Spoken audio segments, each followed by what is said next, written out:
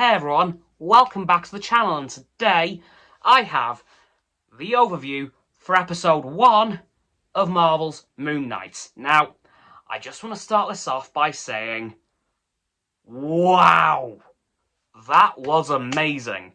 It was honestly so good. And I'm just going to give you guys a quick recap of the events. So, we start the episode off with a straight up main villain reveal.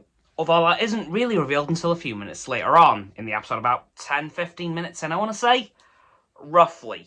Then, after we have a kind of reveal, we go to the Marvel Studios logo, have that in, and then we get introduced to our main character, Steve.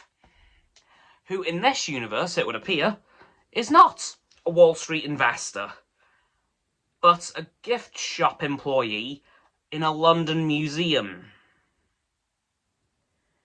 Yeah, Marvel's changing a little bit with this character, or these characters. They're changing quite a few things. So we see a bit of Steve's daily life, well, Steven's daily life. We see him go to work. We see that his boss isn't really the best person in the world. We see that he's kind of got a girlfriend, sort of. It's weird to explain because we don't really know that much about her quite yet. And we know that every night when he goes to bed, he puts a chain around his ankle and puts tape on his door to stop one of his other personalities getting out of bed and doing some stuff that he doesn't know about, which I'll get back onto that in a little while.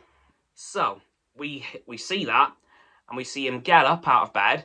It would appear that there's a bit of sand in his room. Wonder what happened there. Then he goes to bed again and wakes up in the Alps. Yeah, wakes up in, I can't remember which part of the Alps, but he wakes up in the Alps with a dislocated jaw.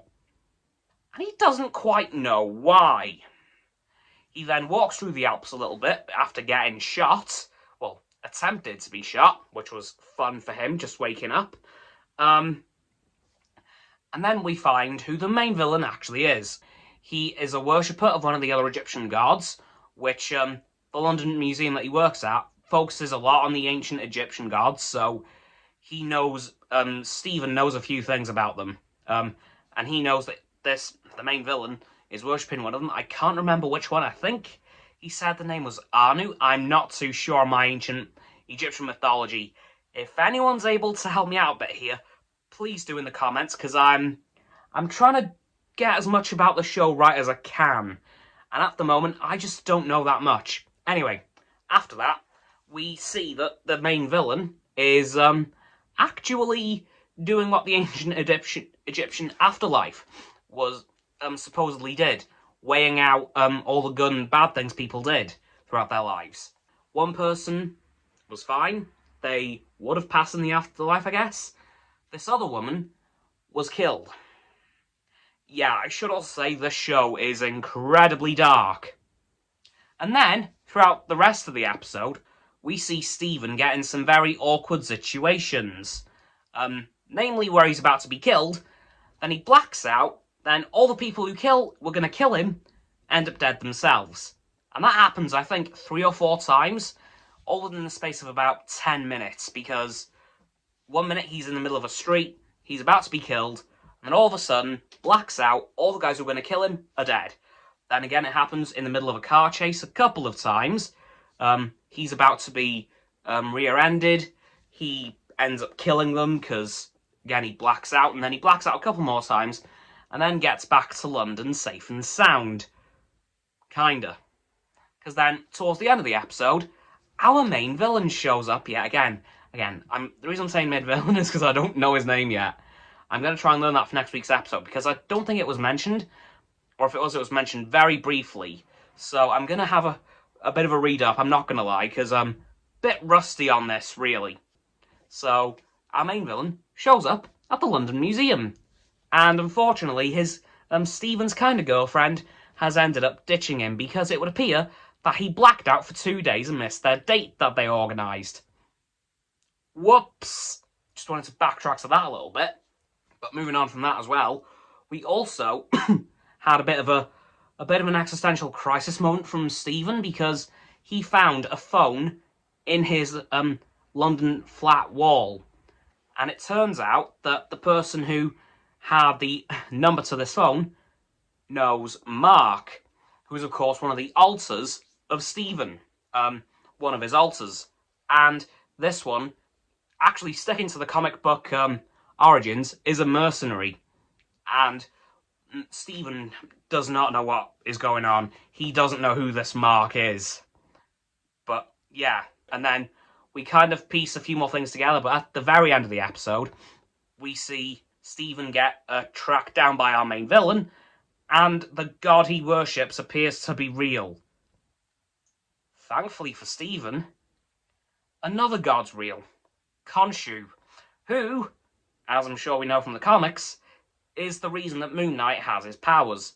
And at the very end of the episode, we get introduced to Mark, officially, because we did see him a couple of times throughout the episode, kinda, but then at the final moment, we got properly introduced to him. We saw him in a bathroom mirror, which Stephen was in, and then Mark said, "Let me take over your body, I'll handle this." And eventually, after freaking out, Stephen says, "Okay, fine." And then something really cool happens at the very end. We see the one, the only, Moon Knight.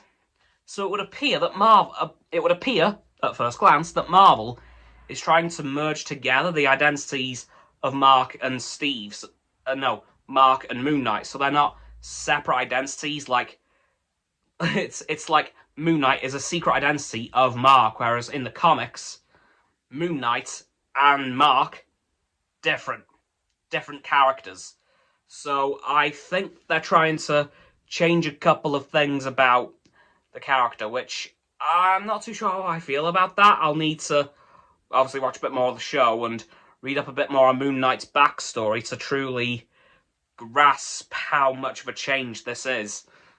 But yeah, anyway guys, that's going to do it for this kind of overview. Very brief, I'll admit, because there was a lot to go through in this episode. And if I did this video would probably be like 3,000 years long.